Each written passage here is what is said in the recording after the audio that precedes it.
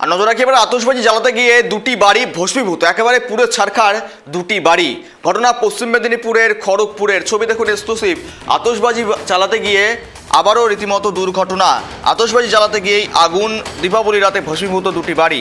আতশবাজি জ্বালাতে গিয়ে আগুন, দীপাবলি রাতে ভস্মীভূত হলো দুটি বাড়ি। সোমবার রাতের ঘটনা পশ্চিম মেদিনীপুর জেলার খড়গপুরের কেশিয়ারির বড়চাটি এলাকায়। বিধ্বংসী আগুনে পুড়ে ছাই হলো এলাকার দুটি বাড়ি।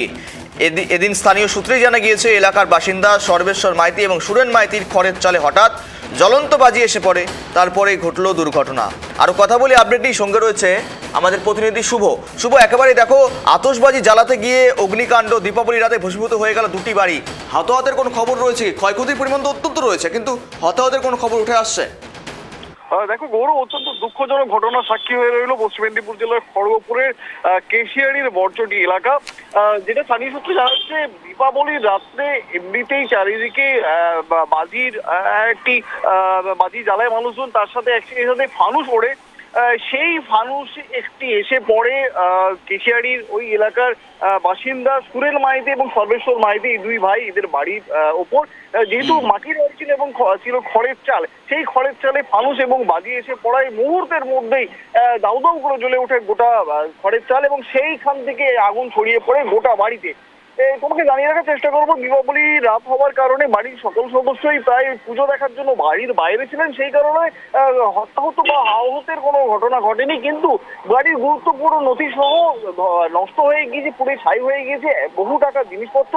একেবারে রীতিমতো পথে বসতে হয়েছে এই পরিবারের সদস্যদের। স্থানীয় সূত্রে যেটি জানা যাচ্ছে যে রাত্রি 1টা নাগাদ এই ঘটনাটি ঘটে। প্রথমে স্থানীয়রা চেষ্টা করেন এই আগুন নেভানোর জন্য, কিন্তু সেটা নিয়ন্ত্রণে না আসার ফলে খবর দেওয়া হয় দমকলের একটি ইঞ্জিন এসে প্রায় ঘন্টা 3-এর চেষ্টায় পুরো পরিস্থিতি নিয়ন্ত্রণে আনেন। তবে যতক্ষণে নিয়ন্ত্রণে এসেছে ততক্ষণ পর্যন্ত তার মধ্যে পুরো ধূলিসাৎ ভস্মীভূত হয়ে গেছে সব দুটি বাড়ি। শুভ, দেখো, এখনো পর্যন্ত গতকালের থেকে শিক্ষা নিয়ে কোনো ব্যবস্থা কি গ্রহণ করেছে পুলিশের তরফ থেকে? কেননা দেখো, প্রশাসনও তো নিশ্চয়ই নজরদারি রাখবে, কিন্তু গতকাল তুমি দেখেছো যে ঘটনা কলকাতাতে পর্যন্ত ইতিমধ্যেই বিভিন্ন অ্যাক্ট অনুযায়ী বন্ধ করে দেওয়া হয়েছে ফানুস ওড়ানো। কলকাতার আকাশে কোনো রকম ফানুস ওড়েনি। ঠিক একই রকমভাবে পশ্চিম মেদিনীপুরের পুলিশ প্রশাসন কি করছে, বা তাদের কোনো নজরদারি এসছে কি এই ঘটনা? দেখো গৌরব, একদমই ঠিক কথা তুমি বলেছো।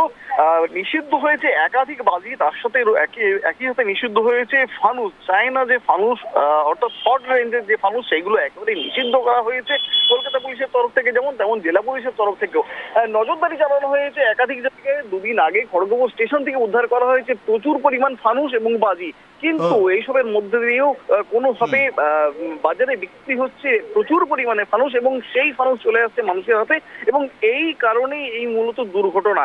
তবে জেলা পুলিশের তরফে একাধিকবার সতর্কীকরণ করা হয়েছে, ধরপাকড় চলেছে বিভিন্ন জায়গায়, তা সত্ত্বেও এই ব্যবস্থাকে কোনোভাবেই রোধ করা যাচ্ছে না, যার ফল দেখা গেল গতকাল রাত্রে।